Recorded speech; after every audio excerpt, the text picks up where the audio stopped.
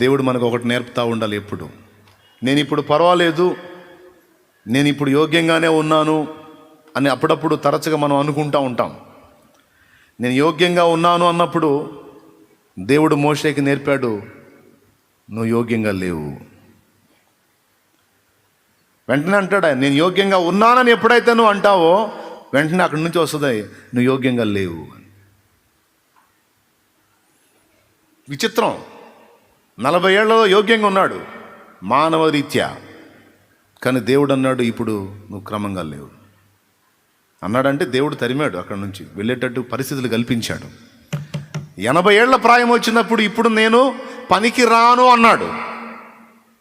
Right, ఇప్పుడు నాకు కావాల్సిన మాట వచ్చింది, ఇప్పుడు విరిగిపోయావు, నోటి మాంద్యం అన్నావు. ఒక ఫరో అంతటి వాడు, ఒక రాజు, అందులో అగ్రరాజ్యపు రాజు అంతటి వాడితో మాట్లాడాలంటే వాక్కు కరెక్ట్గా ఉండాలి. మాట, నాకు నోటి మాంద్యం వచ్చేసింది, చమత్కారంగా మాట్లాడలేను, మాటలు ఏందో ఒకప్పుడు నాకు ప్రావీణ్యం ఉంది, అదంతా పోయింది, ఇప్పుడు పనికిరాను.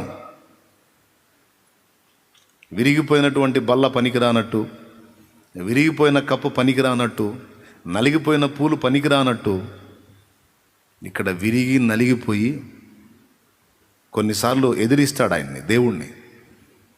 రా, నా ప్రజల్ని బయటికి తీసుకొని రావటం, నిన్ను వాడుకుంటానని దేవుడు పిలిస్తే ఈయనంటాడు, నేను తగను అని సాకులు చెప్తా ఉంటాడు. చివరికి అంటాడు, ఇన్ని చెప్పి దేవుడు దేనికి దానికి సమాధానం చెప్పి పదా అని పిలిస్తే మళ్ళీ చివరిలో అంటాడు, దేవా నీవు పంపదలిచిన వాడినే పంపాను. అరే, ఒకప్పుడేమో ఎగబడి ఉరికి వచ్చి పెద్ద చేస్తానని హడావుడి చేశావు, ఇప్పుడేమో రమ్మని నేను పిలుస్తుంటే రానంటావు. అంటే పదే పదే చెప్పుకున్నాడు, నేను తగిన వాడిని కాదు, నాకు ఆ పరిస్థితి లేదు, విరిగి నలిగిపోయాను. ఇప్పుడు నేను నిన్ను దృష్టిస్తారా, అదే కావాలి నాకు. నీ స్వీయ బలం మీద నువ్వు డిపెండ్ అయినంత వరకు, నువ్వు విరిగి నలిగిన అనుభవంలోనికి రానంత వరకు నేను నిన్ను వాడుకోలేను. అందరూ వినండి, నీ స్వీయ బలం మీద, నీ సొంత జ్ఞానం మీద, నీ సొంత శక్తి మీద, నీ సొంత టాలెంట్ మీద నువ్వు డిపెండ్ అయి పరిగెత్తినంత వరకు నేను నిన్ను వాడుకోలేను. నువ్వు ఎప్పుడైతే విరిగి నలిగిన అనుభవంలో ఉండి నిస్సహాయురాలను ప్రభువా నీ కృప అంటావో, అప్పుడు చేతబట్టి నిన్ను వాడుకుంటా, అప్పుడే నీ మీద దృష్టి నిలుపుతా. దృష్టి నిలిపితే ఊరుకుంటానా? నీకు ఆలోచన చెప్తా. నేను నీ మీద దృష్టి ఉంచి నీకు ఆలోచన చెప్పేదను. నీ మీద దృష్టి నిలిపి ఒట్టికి వదిలేస్తానా? నో. ఎలా అడుగులు వేయాలో, ఎలా ముందుకు కదలాలో, ఎలా జయం పొందాలో, ఎలా శత్రువుని దెబ్బ కొట్టాలో నేను నేర్పుతాను నీకు. ఇదంతా నేను చేయాలి అంటే నువ్వు ముందు విరిగి నలిగిన అనుభవంలోకి రావాలి. రావటం అంటే ఏంటి? నువ్వేందో, నీ స్థితి ఏందో నీకు అర్థం కావాలి. ఎంతమందికి ఉందో అనుభవం. కొంతమంది సొంత జ్ఞానం మీద ఏమీ నమ్మకం, వాళ్ళకు ఇన్నర్ ఫీలింగ్, నన్ను అందరూ ఏందో చాలా తెలివిగలవాడిని అంటుంటారు, చాలా తెలివిగలదాన్ని అంటుంటారు, చాలా జ్ఞానవంతుడా. నీ జ్ఞానం, నీ తెలివి, నీ వివేకం దేనిలో అయితే నీకు అతిశయ కారణం ఉంది, అదంతా విరిగిన నాడే దేవుని చేత నువ్వు బలంగా వాడబడగలుగుతావు. కొట్టు దేవునికి మహిమ చెల్లించు.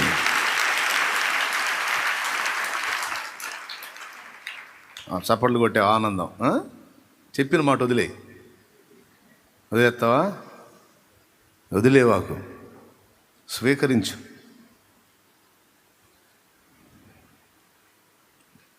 ఈ రోజుకు కూడా ఏదన్నా ఒక విషయం చేద్దామంటే నా సొంత వ్యూహాన్ని చేయటానికి, సొంత ఆలోచనను చేయడానికి ఇష్టపడను. నేను దేవుని నడిపింపు పొందుకోవడానికి ఇష్టపడతా. ఎందుకంటే నా తెలివి, నా జ్ఞానం నా కొంప ముంచిద్దని నాకు తెలుసు. నీకు అర్థమైందా? ఇంకోసారి చెప్పేదా? ఏమర్థమైంది? దేవుని నడిపింపు కోసం ఆయన పాదాల దగ్గర కూర్చుంటా. ఎందుకు? విరిగిపోయింది వ్యవహారం, నలిగిపోయింది, విరిగిపోయింది. ఇంకా నేను సొంతంగా చేసేదే ఉంది. నా సొంత జ్ఞానం, నా సొంత తెలివి, నా సొంత టాలెంట్ ఎక్సెట్రా అది నన్ను మరణం వైపుకు నడిపించింది. అది నాకు స్పష్టంగా అర్థమైంది.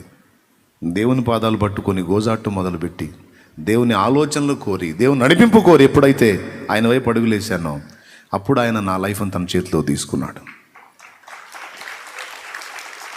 తీసుకొని ఆ మరణం వైపు ఉన్నదాన్ని జీవం వైపు తిప్పాడు.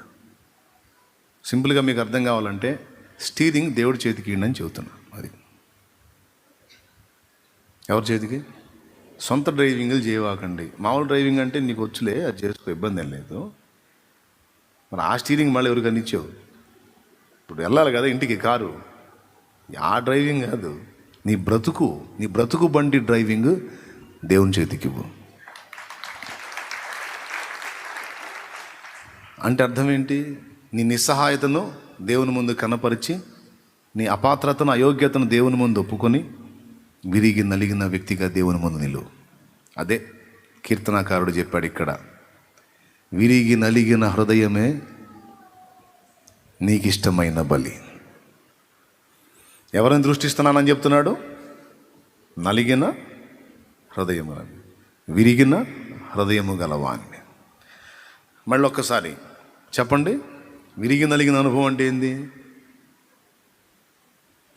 సొంత పెత్తనాలు మానుకోవటం. చేసావనుకో ముఖం పగిలినాక అర్థమైద్ది. స్తోత్రం. ఇప్పటికే అర్థమైతే నాకు తెలిసి చాలామంది కనెక్ట్ అయి ఉంటారు దేవుడికి. ఏదైనా దేవుడిని అడుగుదాం, ప్రార్థన చేద్దాం, ఆయన ఇచ్చే నడిపింపు పొందుకొని పోదాం, ఎందుకైనా మంచిది. ఎందుకంటే మన నడిపింపులు క్షేమకరం కాదు మన సొంతంగా అడుగులేస్తే. ఇప్పటికే కొంతమంది అలాగ రూట్ మారారు. పరిచారకుల్లో కూడా కొంతమంది దేవుని నడిపింపు,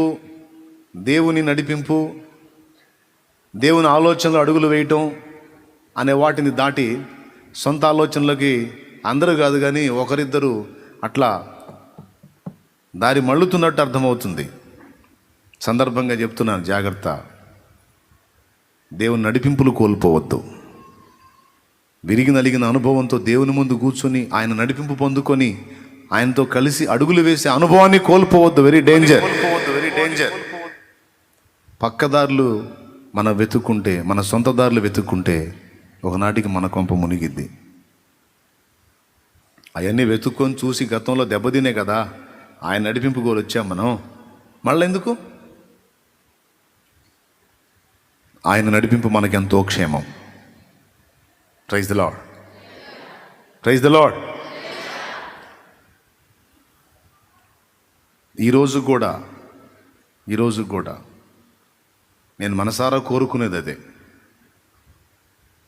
ఏదన్నా చేయాలంటే ముందు దేవుడేం చెబుతాడు దీని గురించి అన్న వెతుక్కునే ఆ ఆలోచన నాకు అలవాటుగా మారిపోయింది. కొంతమంది అన్నారు ప్రతిదానికి దేవుడిని అడుగుదాం అడుగుదాం. మరి నష్టమేంది నీకు? ప్రతిదానికి దేవుడిని అడుగుదాం, దేవుడి ముందు కూర్చుందాం, దేవునికి ప్రార్థన చేద్దాం, దేవుడు ఏం ప్రేరణ ఇస్తాడో, దేవుడు ఏం చెబుతాడో. పద్దాకలు ప్రతిదానికి ఏంది? ప్రతిదానికంటే కొన్ని ముఖ్యమైన ఉంటే ఖచ్చితంగా కూర్చోవాలి, అప్పచెప్పాలి, ఆయనకి నడిపించయ్యా అని మాట్లాడుతండ్రి. ఈ విషయంలో నాకు గ్రహింపు లేదు, నేనంత తెలిసిన వాడిని కాదు, నాకంత తెలివి లేదు, నాకంత జ్ఞానం లేదు. దేవుని ముందు కూర్చొని అదే అడుగుతా. మనుషులు చాలా జ్ఞానవంతులు ప్రభావ, వాళ్ళ ముందు ఎలా నడుచుకోవాలో నాకు తెలివి లేదయ్యా, ఏం మాట్లాడాలో తెలియదు, ఎలా ప్రవర్తించాలో తెలియదు, నాకు నేర్పవా? నిజమే. మీరందరూ మామూలు ఏంది? ఎక్స్రే చేయరు? ఎక్స్రే బాడీని మొత్తం ఎముకల్లో ఏమంటారు మూలుగతో సహా ఎక్స్రే చేస్తారు. మరి ఇంత తెలివైన వాళ్ళ మధ్యలో, మీకంటే ముద్దులు సమాజంలో ఉన్నారు, వాళ్ళ మధ్యలో మరి వ్యవహారం చేయాలంటే, మనుగడ సాగించాలంటే ఆయన జ్ఞానం ఇయ్యకపోతే అమ్మో సాధ్యమే. అందుకే మన సొంతయాన్ని పక్కన పెట్టేసాం, ఏం లేవు. విరిగిపోయి నలిగిపోయి ఆయనకు అందుబాటులోకి రావడానికి ఎప్పుడో సిద్ధమయ్యా. దేవునికి మహిమ. విరిగిన దానిని లోకంలో ఎవరు కోరుకుంటారు? విరిగిన మనసును వాడుకునే నీతో ఎవరు సరిరారు?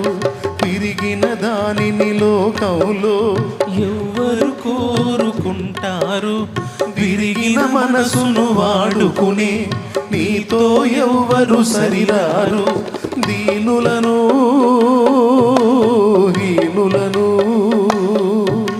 జ్ఞానులుగా శ్రీమంతులుగా మార్చగలిగిన మంచి దేవుడవు నీవే యేసయ్యా. మార్చగలిగిన మంచి దేవుడవు నీవే యేసయ్యా. నీవు లేకపోతే నా బ్రతుకే లేదయ్యా. నువ్వు చేరదీయపోతే నా మనసే చేదయ్యా. స్తోత్రం.